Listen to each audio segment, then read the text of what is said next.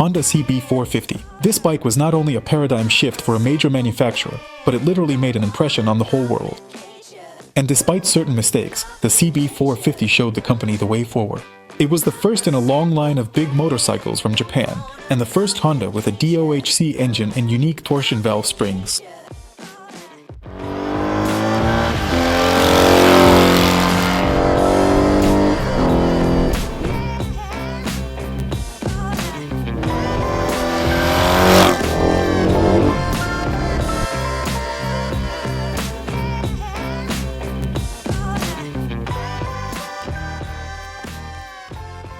The CB450 is widely known as one of the most important motorcycles Honda has ever produced.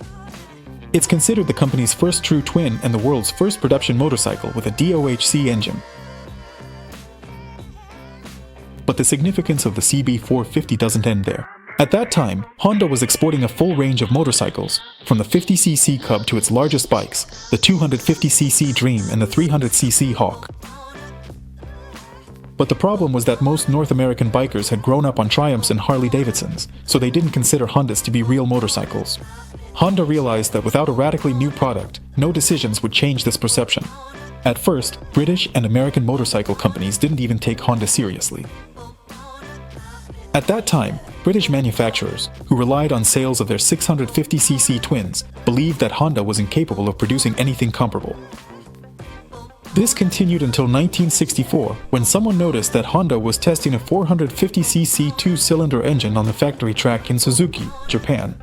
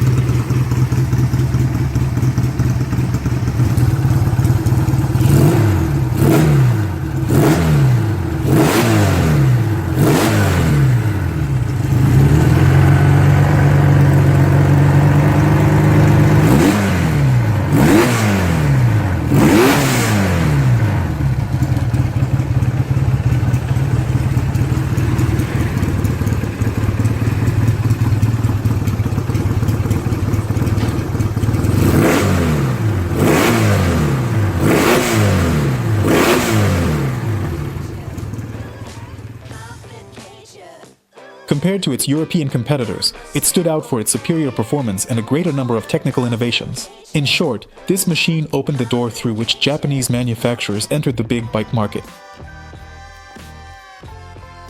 The CB450 was not only the first production motorcycle with DOHC, but also the first to use torsion bars instead of traditional springs to close the engine valves. Owners were advised to keep two main precautions in mind: warm up the engine before revving it up, and change the oil more frequently. The manufacturer recommended interval between oil changes was 2,500 kilometers. Honda developed the CB450 to put it on the map of big motorcycles alongside the British brands, and they succeeded, although its sales were a bit below expectations. However, overall, the sales figures for the CB450 are of secondary importance. Owners noted the high quality and reliability of the product. Nevertheless, the bike needed to go on a diet. With a displacement of 444 cubic centimeters, it weighed 186 kilograms dry, almost 22 kilograms more than the 650cc Triumph.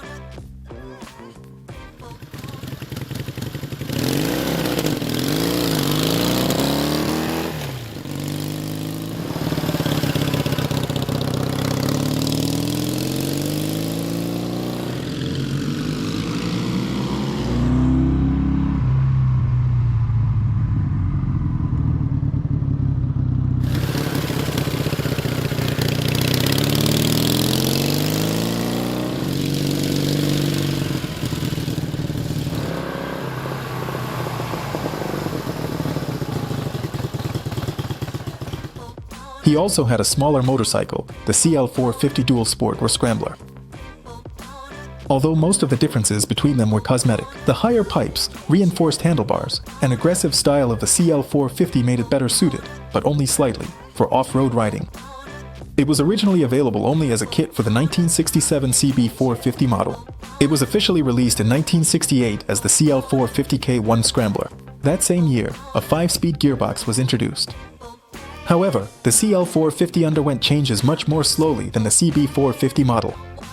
The CB450 got a front disc brake in 1970, but Honda decided to keep drum brakes on the CL450. Overall, the CL450 was too heavy for off-road riding. In '64, Honda experimented and built an F1 car labeled R8271, where the V12 engine used a torsion bar technology that was innovative for its time.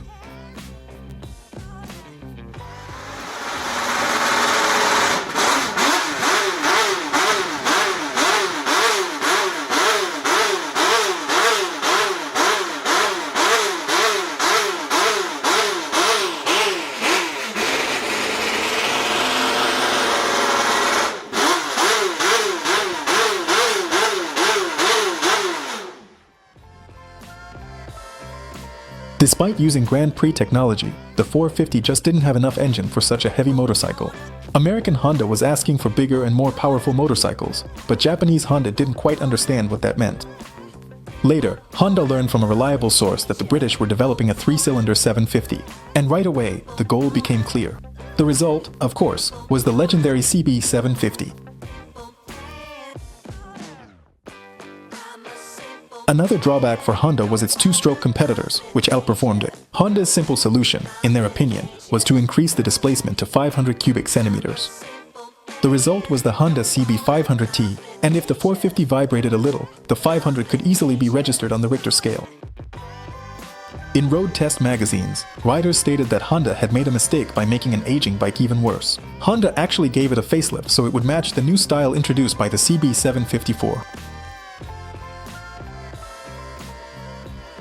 According to some sources, the CB450 engine was modified and used in their passenger cars, the N360, which was only for Japan, and the N600, aimed at the US market. But that might not be entirely true. The Honda N360 and N600 had SOHC heads, and they really don't resemble the CB450 engine at all. Maybe some aspect really did influence the mini-car engine, but that's not exactly obvious when you look at it or its specs. The Honda CB450 was a great motorcycle with a very interesting and unique feature. It didn't achieve much sales success. Maybe it came out a bit too early, but even if that's the case, it really changed the game. It became the forerunner of the modern motorcycle engine. Almost every manufacturer in the following years would pay tribute to the DOHC design.